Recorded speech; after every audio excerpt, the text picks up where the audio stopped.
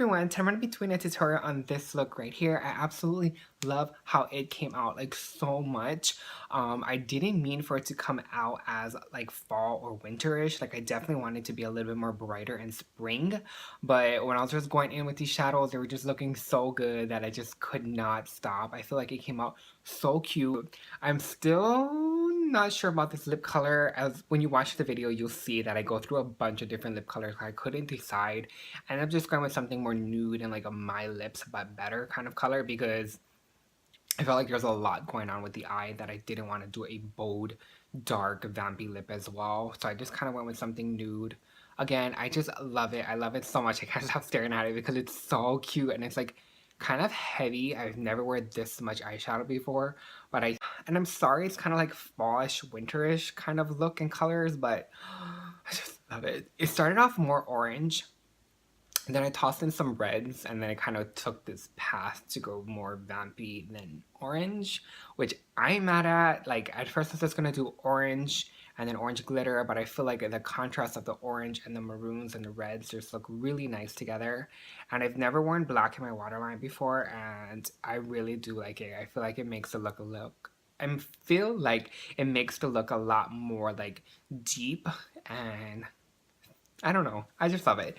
Anyway, if you want to see how to achieve this look, then just keep on watching.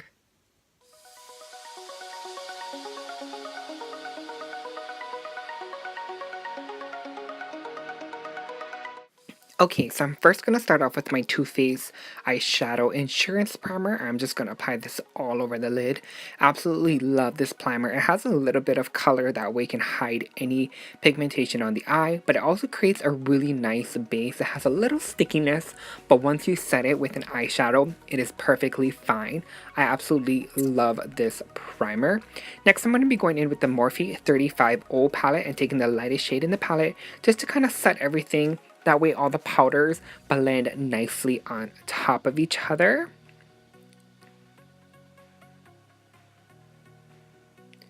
And then in the same eyeshadow palette, the 35O palette, I'm going to be taking this brownish shade here. It's a really nice brown. It's going to be a really good transition shade, and I'm just taking this on a Sigma blending brush.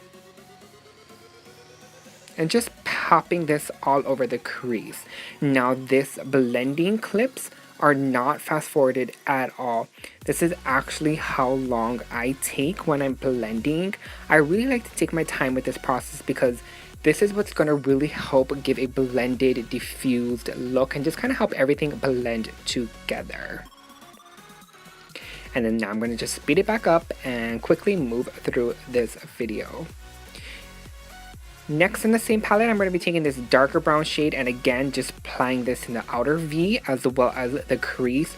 You're going to notice I always like to start with a lighter color, then go into a deeper color, and then go back to the lighter color or no color at all to just blend everything together. And I feel like having all that variations of the same color is just really going to create that depth and that blended look.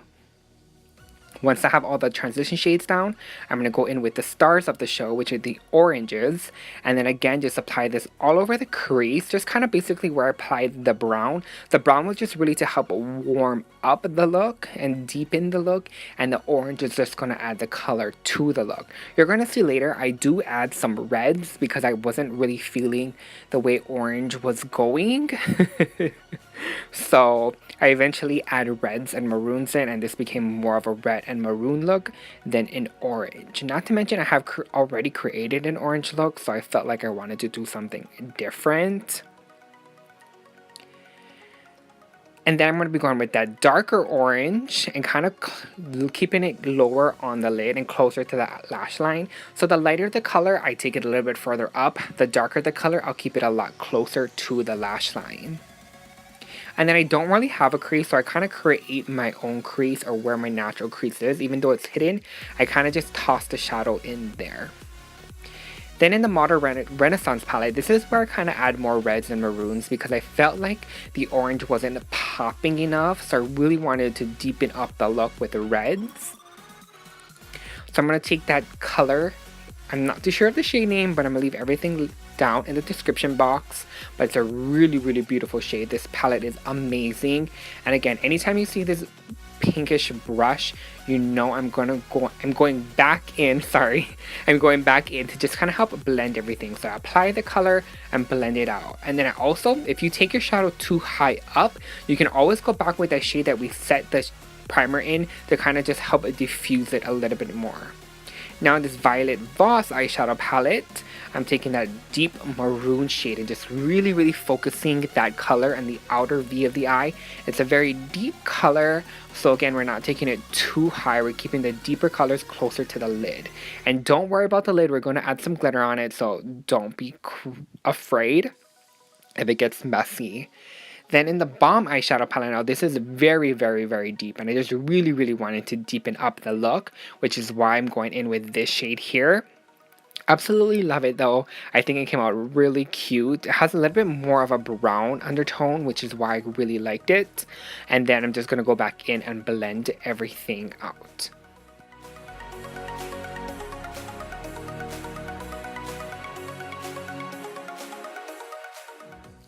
Okay, now it's time for the fun part. I'm going to be taking the NYX glitter glue. This is like my ultimate favorite glitter glue. It's so amazing and so affordable.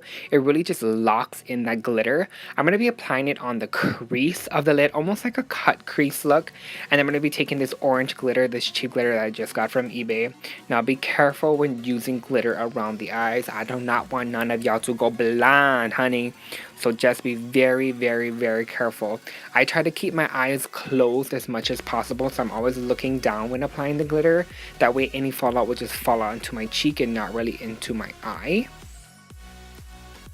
And then I wasn't really liking how that whole cut crease was looking, so I kind of just went in and kind of just blended out the edges because I wanted it to be a little bit more like messy almost than cut crease. And then I wasn't really liking how the whole entire orange was looking one shade, so I went in the front with some orange eyeshadow that we first used to kind of help brighten that area, and then I'm deepening the outer part of the glitter. That way it's like an ombre almost glitter. And then I'm repeating all the shades that we use on the top part of the eye on the lower part. So starting with the browns, moving into the oranges. I got a little heavy-handed here, so I kind of went in with the baking technique. That way I could clean up. I brought down the blending a little too much. So anytime you bring it down too much, just remember you can clean it up with some loose setting powder. And then again, browns, oranges, and then maroons. And just really buffing it out.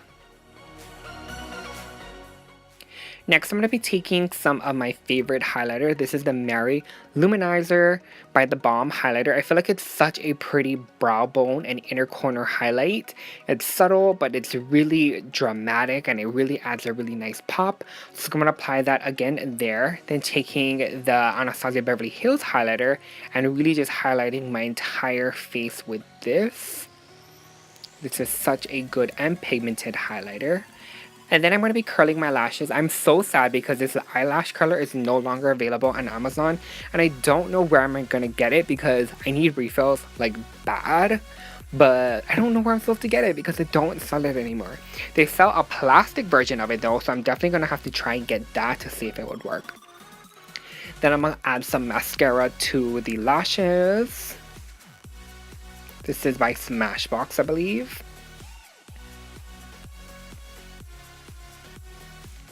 And next I'm going to be applying some lashes. I do not know the style name of these lashes. I just had them sitting on top of my vanity and I was like, these are cute. We have to use them. So I went and popped them on. I'm sure they're either like the Beauty Box, the Violet Voss, or Cocoa Lashes, or one of the three. And then I'll go ahead and repeat it on the other side.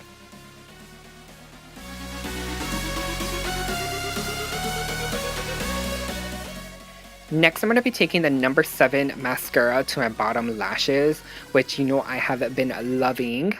And then I'm going to be also putting some black eyeliner and some Marc Jacobs eyeliner in my waterline. I absolutely love the Marc Jacobs eyeliner. I feel like they're so pigmented. I did have to do it off camera, but just know I did add it in. I never add color to my waterline, but I absolutely love it.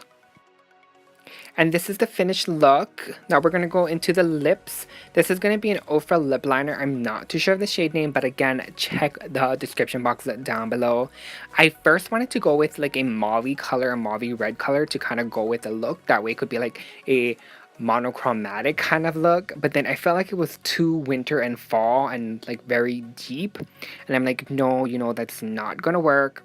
But again, I went in with my Best Damn Beauty lip balm to kind of just help moisturize it before I went in with a liquid lipstick. And then the liquid lipstick that I'm going to be using is, well, first I went in with a lipstick by Wet n Wild. That way I can kind of just help moisturize the lip. I really feel like liquid lipsticks go on a lot nicer. And then I'm going to be taking a liquid lipstick by ColourPop. And I'm just going to be applying this all over the lip. Again, shade names will all be down in the description box. I'm not too sure of them right now. But then it just came out a little too deep, so I changed it over to Nude.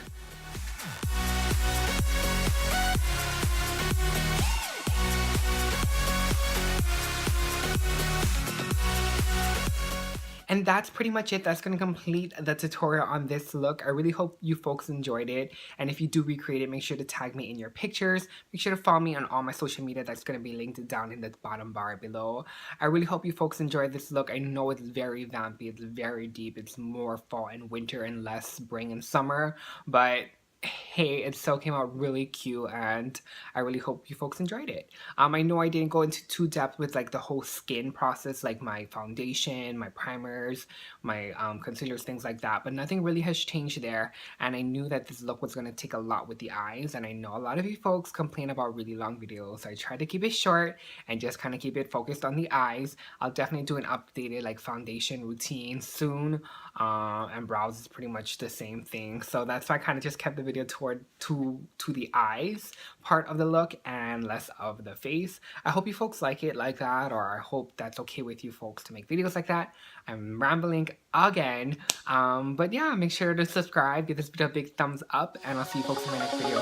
Bye.